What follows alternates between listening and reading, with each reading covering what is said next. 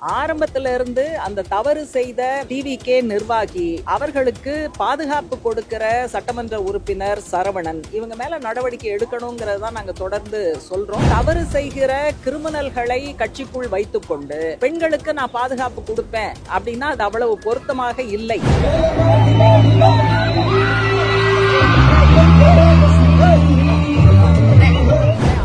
முன்மாதிரியா இருக்கணுங்கிறத சொன்னேன். அந்த பாடல் வரிகளே அவ்வளவு மோசமா இருக்கு. அதுக்கு ஒரு அமைச்சர் நடனம் ஆடுகிறார், அதுவும் உயர்கல்வித்துறை அமைச்சர்னா கல்வியில அவருடைய பங்களிப்பு எப்படி இருக்கும் அப்படிங்கிறது கவலைக்குரிய விஷயமாக இருக்கு.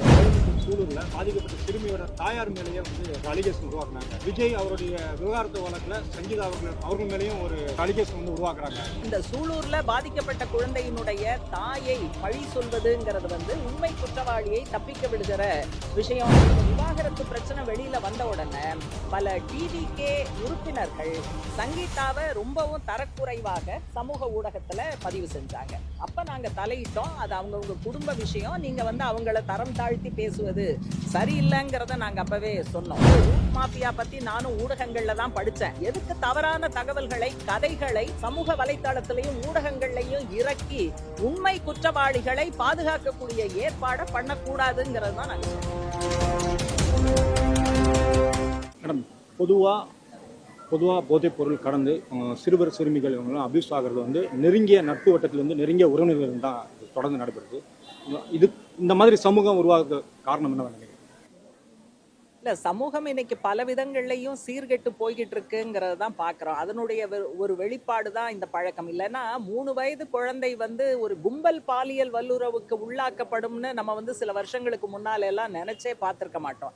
அந்த அளவுக்கு சமூகத்தினுடைய மனசாட்சி மங்கி கிடக்கிறதுங்கிறத பாக்குறோம். சின்ன குழந்தையாக இருந்தாலும் அது பெண், அது ஒரு பாலியல் பண்டம் அப்படிங்கிறது தான் தோணுது. அதனாலதான் நாங்க கருத்தியல் ரீதியாகவும் இதை பண்ணணும். குடும்பத்துல இந்த விஷயங்கள்லாம் டிஸ்கஸ் பண்ணணும். பள்ளிக்கூடத்துல இந்த விஷயங்களை டிஸ்கஸ் பண்ணணும். இப்போ உதாரணமா குழந்தைகள் மீதான பாலியல் வல்லுறவு வழக்குகள்ல அநேகமாக 98% மேல குற்றவாளிகள் குழந்தைக்கு தெரிந்தவர், நெருங்கிய உறவினர். அதுதான் தொடர்ச்சியா புள்ளி விவரங்கள் சொல்லக்கூடிய விஷயம். அதனால எங்க நடக்குதோ அங்க இது குறித்த ஆரோக்கியமான விவாதத்தை நடத்தணும். ஊடகங்கள் அதுக்கு உதவி செய்யணும். சினிமாவில் அப்படிப்பட்ட கருத்துக்கள் வரணும். இப்போ அமைச்சர்கள் மற்றவங்கள்லாம் அவங்க நடந்து கொள்ளக்கூடிய விதம், அவங்க பேசுகிற விஷயம், இதெல்லாம் பெண் சமத்துவ கருத்துக்களை வலியுறுத்துவதாக இருக்கணும். அதை மீறுவதாக இருக்கக்கூடாதுங்கிறது.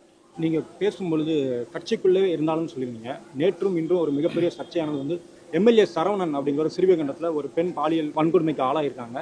அவங்க கேஸ் கொடுக்கக்கூடாதுன்னு வாபஸ் பெற வச்சது எம்எல்ஏ சரவணன் அவர் பயங்கரமாக குற்றச்சாட்டு வச்சிருக்காங்க. அவர் மீது என்ன நடவடிக்கை எடுக்கணும்னு நினைக்கிறீங்க? அவங்க கருத்து என்ன? அதாவது இந்த பிரச்சனையில துவக்கத்துல இருந்தே தூத்துக்குடி மாவட்டத்துல ஜனநாயக மாதர் சங்கம் தலையிட்டது. எங்களுடைய பொதுச் செயலாளர் ராதிகா அதுல தலையிட்டு இருக்காங்க. இப்ப கூட சமீபத்துல சரவணன் மேல நடவடிக்கை எடுக்கணும் என்று ஒரு கடிதம் ஜனநாயக மாதர் சங்கத்தால தமிழக முதலமைச்சருக்கு அனுப்பப்பட்டிருக்கு. ஆரம்பத்துல இருந்து அந்த தவறு செய்த டிவிகே நிர்வாகி அவர்களுக்கு பாதுகாப்பு கொடுக்கிற சட்டமன்ற உறுப்பினர் சரவணன் இவங்க மேல நடவடிக்கை எடுக்கணுங்கிறத தான் நாங்க தொடர்ந்து சொல்றோம். இனிமேலையும் நாங்க வலியுறுத்துவோம். அதாவது தவறு செய்கிற கிரிமினல்களை கட்சிக்குள் வைத்துக்கொண்டு பெண்களுக்கு நான் பாதுகாப்பு கொடுப்பேன் அப்படின்னா அது அவ்வளவு பொருத்தமாக இல்லை. அதனாலதான் அந்த பாயிண்ட்டை நான் சொன்னேன். சட்டமன்றத்தில் அது குறித்து கேள்வி கேட்டும் அதற்கு இப்போ விஜய் அவர்கள் முதல்வர் பதில் சொல்லல. எப்படி பார்க்க?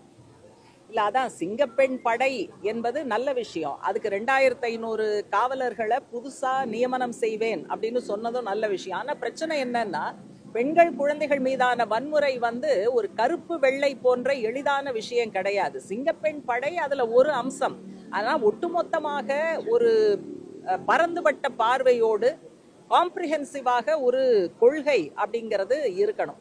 அதுல ஒரு பகுதி தன்னுடைய கட்சி உறுப்பினர்கள் தவறு செய்தாலும் நடவடிக்கை எடுப்பதில் முன்மாதிரியாக ஆளுங்கட்சி இருக்கணும், முதலமைச்சர் இருக்கணும் தான் நாங்க எதிர்பார்க்கிறோம். உயர்கல்வித்துறை அமைச்சர் விஸ்வநாதன் அவர்கள் வாடி வாடி கைப்படாத சிடி அப்படிங்கிற ஒரு பாடலுக்கு சிறுமிகள் முன்னாடி டான்ஸ் பண்றாரு.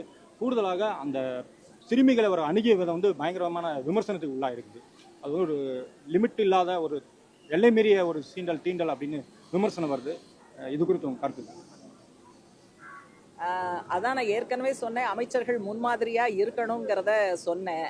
அந்த பாடல் வரிகளே அவ்வளவு மோசமா இருக்கு. அதுக்கு ஒரு அமைச்சர் வந்து நடனம் ஆடுகிறார், அதுவும் உயர்கல்வித்துறை அமைச்சர்னா கல்வியில அவருடைய பங்களிப்பு எப்படி இருக்கும் அப்படிங்கிறது கவலைக்குரிய விஷயமாக இருக்கு. குழந்தைகளை பொறுத்த வரைக்கும் வந்து இந்த தொடுதல் அப்படிங்கிறது ஒரு எல்லையோடு இருக்கணும். அதாவது குடும்ப உறுப்பினர்களை கூட ஒரு எல்லையோட தான் இருக்கணுங்கிறத நாங்க தொடர்ந்து வலியுறுத்துறோம். அதனால அமைச்சர் செஞ்சது கெட்ட நோக்கத்தோட அப்படின்னு எங்களால குற்றம் சாட்ட முடியல. அவர் வந்து அந்த வலிக்கிற கால்களை நாங்க வந்து அமுக்கி கொடுத்தோம், தடவி கொடுத்தோம் அப்படிங்கிற முறையில ஒரு நல்ல எண்ணத்தோட செஞ்சதா சொல்றாரு. அதனால அந்த எண்ணம் சம்பந்தமாக நாங்க குற்றம் சாட்ட விரும்பல. ஆனா பொதுவாக அப்படிப்பட்ட தொடுதல்ங்கிறது வந்து தேவையில்லை, அது தவிர்த்திருக்கப்படணுங்கிறது தான் நாங்க சொல்றோம்.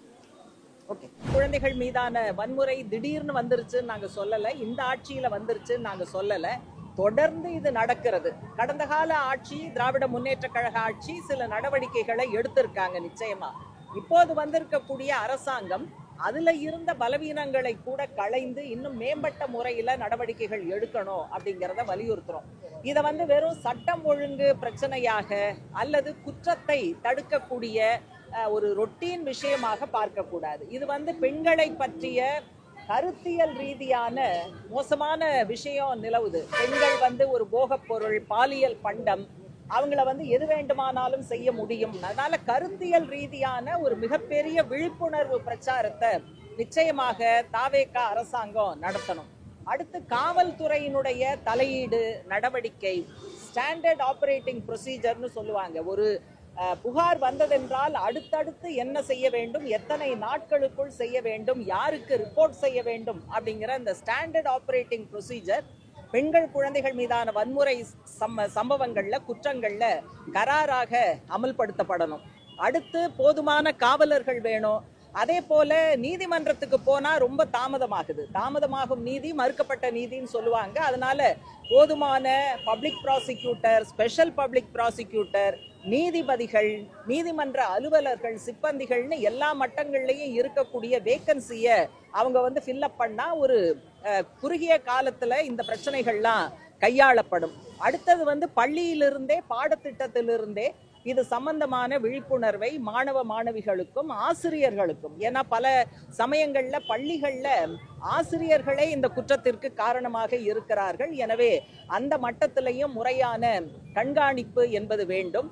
மீடியா இதுல உதவி செய்யணும். சினிமாவில் பெண்களை கிண்டல் செய்கிற அல்லது தாழ்த்தி பேசுகிற அந்த மாதிரியான காட்சிகள்லாம் நிறுத்தப்பட்டு ஒரு பாலின சமத்துவ பார்வையோடு சினிமாக்கள், மெகா சீரியல்கள் எல்லாமே வரணும்.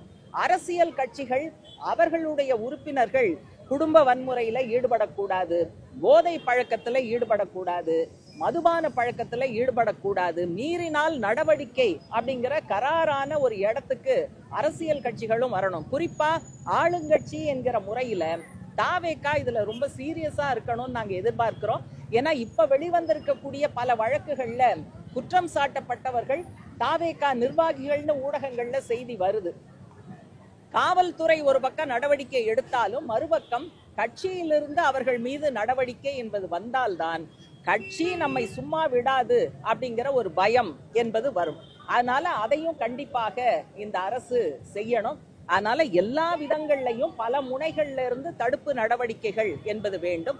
ஜனநாயக மாதர் சங்கம் இது சம்பந்தமாக எங்களுக்கு இருக்கிற ஆலோசனைகளை சமீபத்துல சிங்கப்பெண் படைப்பிரிவினுடைய ஐஜி பவானீஸ்வரி அவங்க நடத்தின ஒரு கூட்டத்திலையும் நாங்க போய் அதை வந்து சமர்ப்பிச்சிருக்கோம். இந்த மனுவாத சித்தாந்தம் பிஜேபி அவங்களுடைய கட்சியில பாத்தீங்கன்னா மத்தியில் ஆளுங்கட்சியா இருக்கு, மிஸ்டு கால் மெம்பர்ஷிப்பு, அவங்க எம்எல்ஏக்கள் மற்றவங்கள்லாம் பெண்கள் விஷயத்துல குற்றம் சாட்டப்பட்டவர்களாக குற்றவாளிகளாக இருக்கிறார்கள்.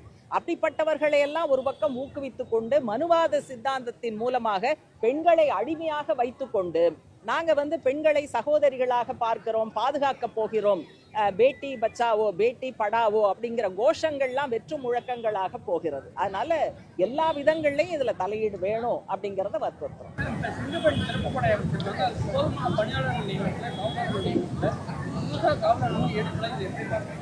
இல்ல, ஏற்கனவே 2500 புதிய காவலர்களை நியமனம் செய்வோம் அப்படின்னு சொல்லி இருக்காங்க. அது விரைவாக செய்யணும்னு நாங்க கேட்கிறோம். முதலமைச்சர் வந்து எந்த ஆலோசனை வந்து எங்கிட்ட வழங்குங்க சைபர் கிரைம் சம்பந்தமாக முதலமைச்சர் பார்த்து ஆலோசனை சொல்ற மாதிரி பார்க்க போறீங்க. இல்ல அதற்காக உருவாக்கப்பட்ட படை அவங்க நடத்தின கூட்டம் அதுல கலந்துக்கிட்டு எங்க ஆலோசனைகளை சொல்லியிருக்கோம். தேவைப்பட்டால் முதலமைச்சரை சந்திப்போம். நீங்க ஒன்று குறிப்பிட்டு சொன்னீங்க, கடந்த ஆட்சியில வந்து பெண் குழந்தைகளுக்காக அவங்க குரல் கொடுத்துருக்காங்க, ஒரு ஸ்டெப் எடுத்திருக்காங்க. ஆனா இந்த ஆட்சியில வந்து இந்த சிங்கப்பெண் அதிரடிப்படை இருக்குன்னு சொல்றாங்க. ஆனா அது சரியாக செயல்படணும்னு நினைக்கிறீங்களா? இல்ல இப்பதானே சமீபத்துல உருவாக்கி இருக்காங்க. அதனால எங்கெல்லாம் நடவடிக்கை இல்லையோ அங்க நாங்க வந்து லோக்கல்ல ஆர்ப்பாட்டம் பண்றோம், எஸ்பிட்ட மனு கொடுக்குறோம், உடனடியா தலையிட சொல்றோம். ஏற்கனவே நாங்க கேட்கறது என்னன்னா, கடந்த ஆட்சியா இருக்கட்டும் இந்த ஆட்சியா இருக்கட்டும், போலீஸ் ஒழுங்கா நடவடிக்கை எடுக்கலைன்னா நடவடிக்கை எடுக்காத காவலர்கள் மேல சட்ட ரீதியான நடவடிக்கை எடுக்க பழைய சட்டத்துல ஐபிசி 166A இருந்தது. இப்ப புதிய சட்டத்திலையும் அதற்கான பிரிவு இருக்கு. அதனால தவறு செய்கிற காவலர்களை மீது கை வைத்தால் நிச்சயமாக அவங்க வந்து ஒழுங்கா எஃப்ஐஆர் போடுவாங்க, சார்ஜ் ஷீட் போடுவாங்க. அதுவும் உதவிகரமாக இருக்கும். இல்ல நடவடிக்கை எடுத்துதானே ஆகணும். எடுக்கலைன்னா இப்ப நீங்க ஸ்ரீவைகுண்டம் பிரச்சனையில குற்றம் சாட்டப்பட்டவர் வந்து டிவிகே நிர்வாகி, அவருக்கு பாதுகாப்பு கொடுத்தவர் அந்த சட்டப்பேரவை உறுப்பினர் சரவணன்கிற செய்தி வந்த உடனேயே நாங்க வந்து உள்ளூர்ல தூத்துக்குடி மாவட்டத்துல எங்களுடைய போராட்டம் நடந்தது. இப்ப சமீபத்துல சரவணன் மேல எந்த நடவடிக்கையும் இல்லைங்கிறத சுட்டிக்காட்டி அவர் மேல நடவடிக்கை எடுக்கணும்னு சொல்லி மாதர் சங்க சார்பாக எங்களுடைய பொதுச் செயலாளர் ராதிகா முதலமைச்சருக்கு ஒரு கடிதம் கூட எழுதியிருக்காங்க. அதெல்லாம் விடாம நாங்க ஃபாலோ அப் பண்ணோம். நடவடிக்கை எடுக்க மாட்டாங்கல்ல, அவருக்கு தெரியும் இவ்வளவு குற்றச்சாட்டு சொல்றீங்க, ஒரு சீரமா இருக்காரு, ஏதாவது நடவடிக்கை எடுக்க இல்ல எடுக்கணுங்கிறத தானே சொல்றோம், வலியுறுத்திக்கிட்டு இருக்கோம். இன்னும் எடுக்கலைன்னு சொன்னா அடுத்த கட்ட போராட்டம் நடத்துவோம். மேம், பெண்கள் பாதுகாப்புக்கு தான் சிங்கப்பெண் சிறப்பு படை வந்துச்சு. இப்போ அவங்க சில இடங்கள் சிங்கப்பெண் சிறப்பு படைகளே என்ன சொல்றாங்கன்னா, துப்பட்டா போட்டு போங்க, மிளகா பொடி யூஸ் பண்ணுங்க, பெப்பர் ஸ்ப்ரே யூஸ் பண்ணுங்கன்னு சொல்றாங்கல்ல. இந்த விஷயங்கள் எல்லாம் எப்படி பாக்குறீங்க? அதெல்லாம் கொஞ்சம் கூட சரியில்லை. பாதிக்கப்பட்ட பெண்களே வந்து அவங்க பாதுகாப்புக்கு இதை பண்ண அதை பண்ணுன்னு. நான் என்ன கேட்கிறேன், துப்பட்டாவுக்கும் நடக்கிற வன்முறைக்கும் என்ன சம்பந்தம்? பாதிக்கப்படுற பெண்கள்லாம் துப்பட்டா ஒழுங்கா போடுறது இல்லையா? அப்ப துப்பட்டா ஒழுங்கா போட்ட பெண்கள்லாம் வந்து வன்முறையால பாதிக்கப்படுறது இல்லையா? அதனால இதெல்லாம் சரியே கிடையாது. உடை என்பது அவரவர் விருப்பம். அதனால அதோடு வன்முறையை காரணம் காட்டுவது, பாதிக்கப்பட்ட பெண்ணையே பழி சொல்வது, பலிகடாவாக ஆக்குவது, இந்த கான்செப்டை நாங்க ஏத்துக்கவே மாட்டோம். பாதிக்கப்பட்ட சிறுமி கோயம்புத்தூர் சூலூர்ல பாதிக்கப்பட்ட சிறுமியோட தாயார் மேலேயே வந்து ஒரு அலிகேஷன் உருவாக்குனாங்க. விஜய் அவருடைய விவகாரத்து வழக்குல சங்கீதா அவர்கள் மேலேயும் ஒரு அலிகேஷன் வந்து உருவாக்குறாங்க. இது எப்படி பாக்குறீங்க? அதாவது பாதிக்கப்பட்டவர்கள் மேலேயே விவாகரத்து வழக்கு வந்து ஒரு நாளைக்கு நூத்துக்கணக்கா நடக்குது. அது வந்து விஜய் குடும்பத்துல நடக்கிறதுனால நம்ம கூடுதல் முக்கியத்துவம் கொடுக்க வேண்டிய அவசியம் இல்லை, அது அவங்க சொந்த விஷயம். ஆனா நாங்க மாதர் சங்க சார்பா எதை வந்து ஆட்சேபனை தெரிவிச்சோம்னு சொன்னா, இந்த விவாகரத்து பிரச்சனை வெளியில வந்த உடனே பல டிவிகே உறுப்பினர்கள் சங்கீதாவை ரொம்பவும் தரக்குறைவாக சமூக ஊடகத்துல பதிவு செஞ்சாங்க. அப்ப நாங்க தலையிட்டோம். அது அவங்கவுங்க குடும்ப விஷயம், நீங்க வந்து அவங்கள தரம் தாழ்த்தி பேசுவது சரியில்லைங்கிறத நாங்க அப்பவே சொன்னோம். குழந்தையோட தாயோட மேலேயும் இதே மாதிரி அலிகேஷன் வைக்கிறாங்க. இந்த பார்வை எப்படி உருவாகுது? ஒரு அதாவது மாஃபியா அப்படிங்கிற ஒண்ணு வந்து இதுக்கு முன்னாடி செயல்படுறதுலாம் குற்றச்சாட்டு வருது. இது குறித்து உங்க கருத்து? அதாவது ரூட் மாஃபியா பத்தி நானும் ஊடகங்கள்ல தான் படிச்சேன். அதனால அத்தாரிட்டியோட ஆத்தென்டிக்கா ரூட் மாஃபியாவோட ரோல் என்னங்கிறத என்னால சொல்ல முடியாது. ஆனா அந்த சூலூர்ல பாதிக்கப்பட்ட குழந்தையினுடைய தாயை பழி சொல்வதுங்கிறது வந்து உண்மை குற்றவாளியை தப்பிக்க விடுகிற விஷயம் தான் நாங்க நினைச்சோம். அது சரியில்லைங்கிறத நாங்க அப்பவே சொன்னோம்.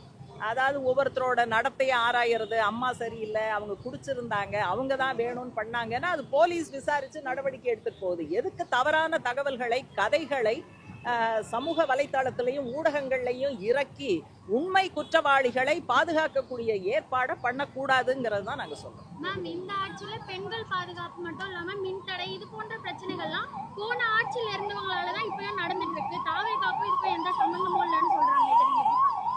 அதாவது ஏற்கனவே பிரச்சனை இருக்கு.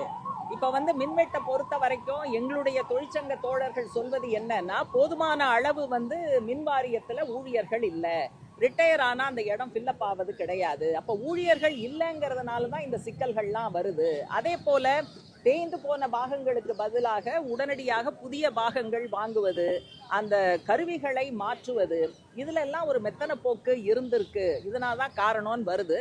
அதனால இந்த என்ன பிரச்சனையாக இருந்தாலும் ஜனங்களுக்கு வந்து கரண்ட் இல்லைன்னா கஷ்டம் தானே. அதுல போய் ஒரு நியாயம் இதனால அதனாலலாம் சொல்ல முடியாது.